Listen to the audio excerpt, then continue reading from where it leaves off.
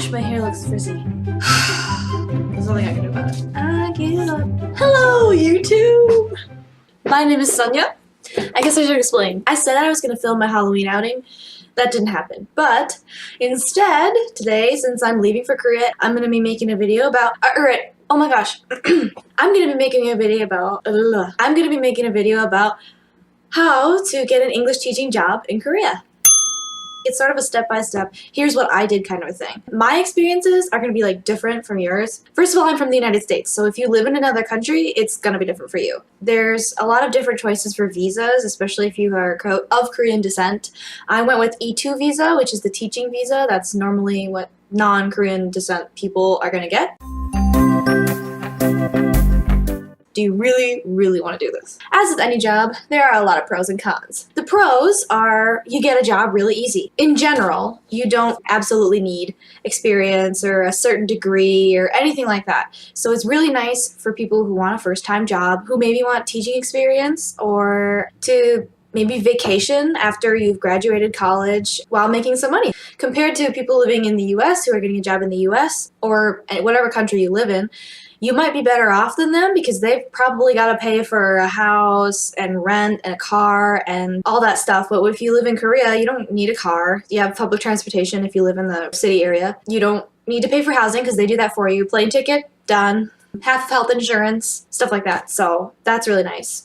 And culturally, Koreans, especially Korean children, if you teach them, I think they take education very, very seriously over there. It's actually sort of an issue that they take it so seriously. As a teacher, it's good for you because they'll listen to you. The cons of teaching in Korea. The process is hard. It's long. It's a lot of waiting for phone calls, a lot of waiting for government agencies to get their crap done. It's darn frustrating, and I hate it. I hated it. It was awful. Also, you have to be able to not be a homesick person all the time. Gosh, my hair's so frizzy. Living and adapting in another country. That's not easy. And then the cultural aspects of South Korea could be an issue for you. I know for sure sometimes they're an issue for me. For instance, Korea's got this weird sort of work culture where sometimes there's the issue with like forced overtime. It used to be a very large issue, and it may still be. And also, sometimes they will force you to work on weekends.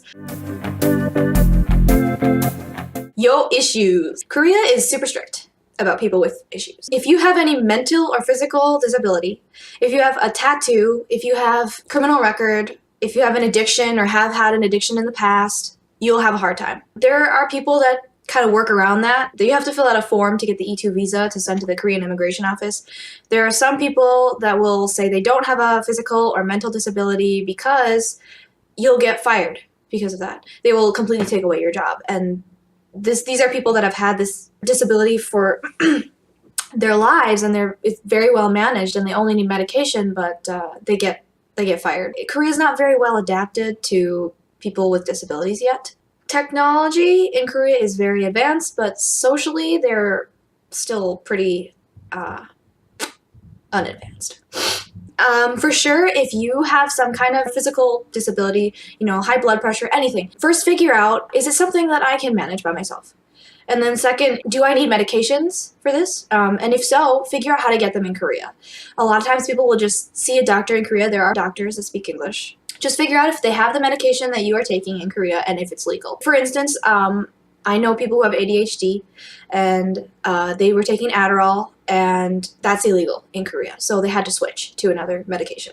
Figure out that stuff first because that's kind of a hassle. Side note time! Usually, if you want to get a job in Korea, they start hiring for fall and spring semester. So fall semester, I know for sure, it starts September 1st. So most of the hiring for that time will take place in the summer months, especially August. Spring semester, I don't know when that is at all, but they'll hire in the few months before that. So if you're trying to look for a job between that time, you can still find a job. It's just harder because there's less schools, and there may not be a school in the area you want to be in, especially Seoul. If you want to teach in Seoul, you should probably start looking for jobs within that time. I hate this stuff. I hate it. I hate it so much. Okay, so you have to do an FBI background check done by the actual FBI. And it takes forever, like 3 to 4 months. It's a long time.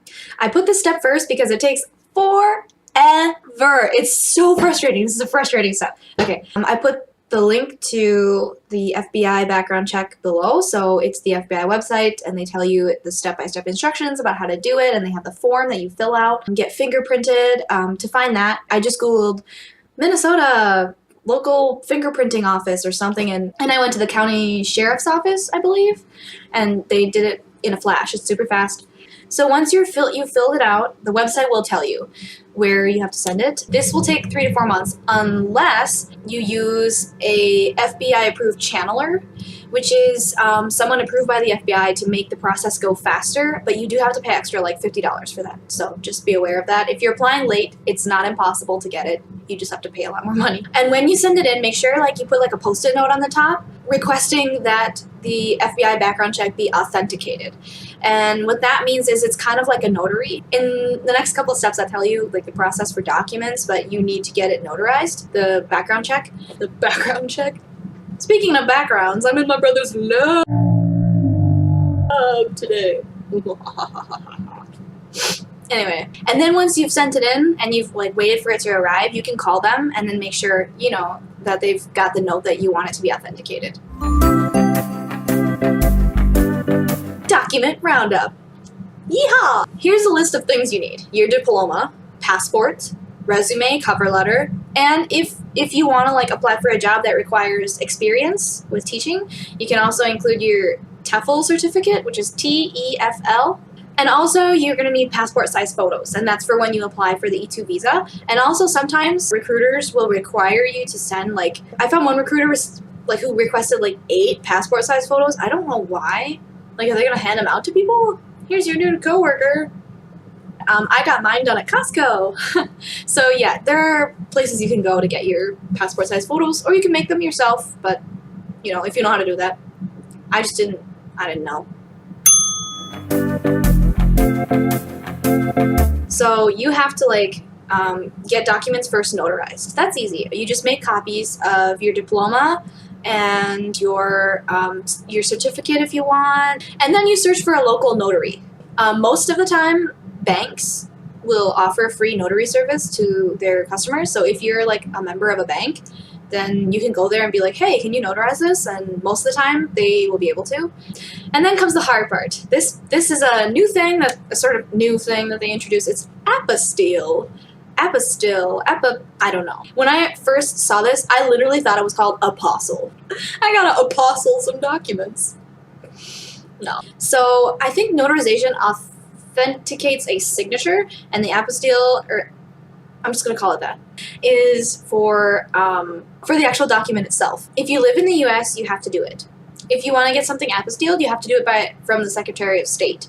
So just Google where your Secretary of State is. And for me, it was within driving distance. So I went in person, and I would recommend that. And if you want things done fast, go in person, because if you send it by mail, it'll take forever. All the other stuff you've been doing will also take forever, so why make one more thing take forever?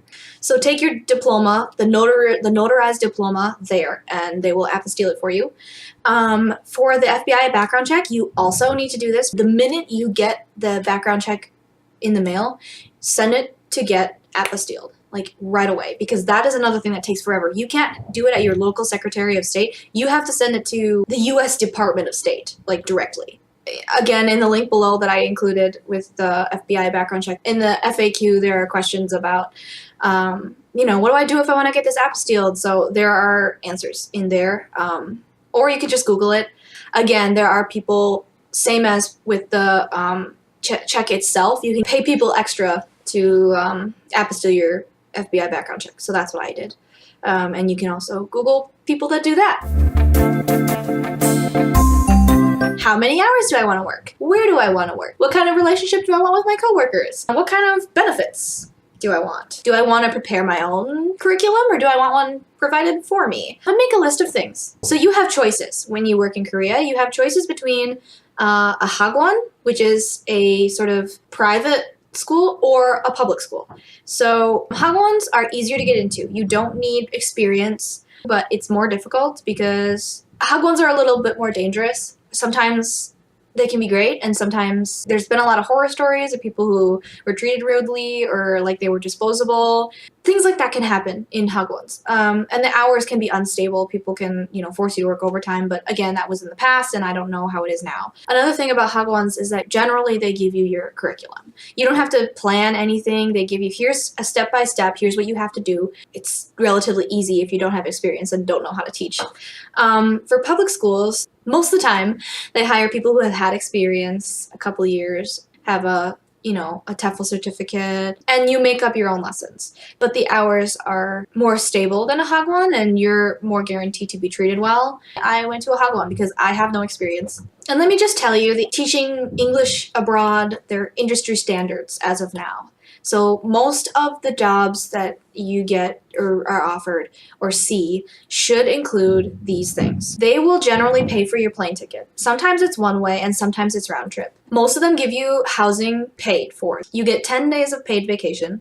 They pay half of the medical insurance, a severance paycheck, and they pay half of the national pension tax or something for you. And I think that's it. I don't know. I'm not an expert. I just am telling you what I know. Smile! This is a time when you just have to take a picture of yourself smiling. Put on some nice clothes and have a neutral background. You can take it outside. In Korea, when you send resumes in, you always have a picture attached to it. And I know that's really weird, but that's how it is. So take a picture of yourself, and they like it when you smile. I've had several. I took mine kind of with a smile without my teeth. And there are people that were like, why don't you take another picture? Because we like you, but your picture sucks, is basically what they said. Just Google teaching jobs in Korea. You can look on job boards, and I've included 2 of them in the link below, Dave's ESL Cafe and wiguk.com. And they have job boards where they post jobs. You can choose to use a recruiter, or you can choose not to use a recruiter. And if you don't know what a recruiter is, it's basically a person that has some sort of deal with schools. They get paid. They help you through the whole process of getting the visa, getting hired, doing interviews, stuff like that. So I personally think it's easier to go through a recruiter. Some people are like, well, they rip you off and whatever. Again, in the link below, I have my own document that I made about recruiters. I contacted 17 recruiters. So my thoughts about them and how that process went. There are just going to be tons and tons of them. They all have different jobs available. So if some of them don't have jobs you like, then someone else will probably have it. So I sort of sent them a little introduction, hello, I'm a Korean American, blah, blah, blah, blah. I graduated from here and with this major and whatever. Just sort of briefly introduce yourself and say you're excited about teaching in Korea. If you see on the job boards, they'll post here's all the jobs we have available. Sometimes at the end or the beginning of those posts, they'll have, here, just email us with your resume, photo, and answer these questions. So if you're emailing them, answer the questions that they have on their post. If they don't have any of that listed, I would say just tell them what you want in a job. I would like a job here. I would like to work this many hours. Just tell them briefly, what kind of things you want. And also attach your resume and your photo. This is the part where you get to interview with recruiters. And don't be nervous about this. This is not scary. This is not a super serious interview. You don't even have to dress nice. It's just a casual sort of, they want to get to know you kind of a thing. And they'll ask you questions like, why do you want to teach in Korea? So immediately after your interview, they will be asking you, hey, I found a job. Do you want it? A word to the wise. If one aspect of the job does not look good to you or does not match your criteria, don't take it. You don't have to. Don't settle. Just say no, and they should send you another job opening. And if you keep saying no over and over and over again, sometimes they'll just give up on you. Sometimes they won't have anything available, and that's fine because you emailed a bunch of recruiters, so you have fallback plans. Recruiters sometimes stopped emailing me because I was being too picky, but, I still found a job where I wanted a job, so everything's okay. Prepare for questions that they might ask you. I got asked a question about grammar, but I forgot the technical words for grammar, like present perfect, present simple, and whatever. So just brush up on those a little bit so that you don't stumble. Warning! These are things to watch out for because people do get ripped off.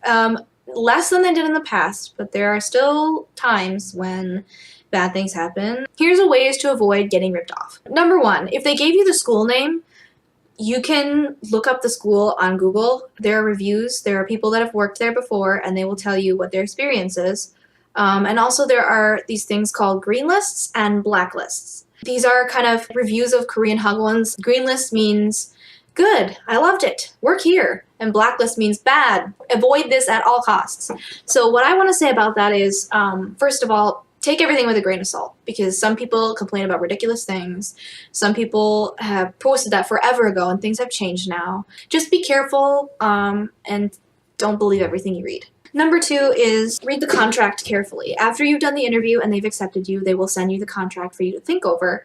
Read that really carefully and make sure there aren't really weird clauses that will force you to do something you don't want to do. And if there's something you're not sure about, or if there's something that you want to negotiate, tell them. Tell the recruiter and they will help you. Number three, clarify your work hours. Like, how many hours do you have to work? When do you have to be in and when do you have to be out? How many hours are you teaching? Will I ever be required to work overtime? How many Saturdays do I have to work generally? And number four, what does housing look like? Is it furnished? And make sure that you're living alone. Clarify with them, because there are times when people have been told that they get housing, they go there and they're forced to share with someone else, and they didn't expect that at all, and they were not promised that. Step five, make sure they pay for your flight no matter where you live. Just clarify, hey, even if I live in Oregon, will you still pay for the flight? Number six, check if there are any tasks that you'll need to complete, like any extra tasks besides teaching. Ask the recruiter or the employer, hey, could you just walk through a typical day with me, and what kinds of extra tasks do I have to do? Stuff like that. Overall, I would say any ambiguity gives them a chance to take advantage of you. So if there's something that's ambiguous or something you don't really understand, clarify it. Ask them. They will answer you. And before you do the interview, make sure you make a list of questions. Based on the warnings I just gave you, you can make more questions about things that you're wondering about. I'm going to tell you a great tip. I treated it as a real interview. So I dressed up and I made sure my hair was perfect, and I made sure the background behind me, unlike the background I have right now, was, something nice and neutral. I was online 10 minutes before the thing started. They were like, wow, you're the second person I've seen who actually dressed up for this. And I was like, wow, the second person? If you want to impress them and get the job, dress up. Dress nicely. Smile a lot. Be friendly. Show that you're an active teacher, because as a teacher, you have to kind of, especially if you're teaching children, you have to have a lot of energy. And so you need to show them that. Kind of be like this all the time. And make sure during the interview to ask them the questions that you made. After your interview, the school or the recruiter should notify you of the result, whether or not you passed the interview. If you did, congratulations. And they will send you the contract for review, and you'll have like 2 to 3 business days. If there are like several schools you're interested in, do interviews with all of them. Just make sure you decide within the time frame. Now you have to decide. If you got one offer, then congrats, you're worry-free. But if you got multiple and you really just don't know which one to choose, you have to make a pros and cons list. And then let them know, and congrats. The recruiter will help you get the E2 visa, buy the plane ticket, will organize the pickup for you, etc. So you don't have to worry about any of that. You found a job! There's actually another step after this. Email the recruiters you were emailing before and tell them, hey, I found a job. Otherwise, they'll just keep emailing you and calling you with job offers. So I hope this was very helpful for you. Good luck to you. Don't forget to subscribe and like.